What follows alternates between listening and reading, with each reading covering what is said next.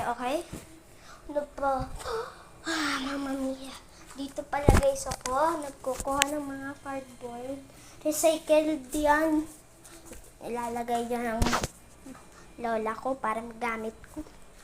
Pag may project lang ako, pero ngayon gagamitin ko kahit wala akong project sa school. Hala.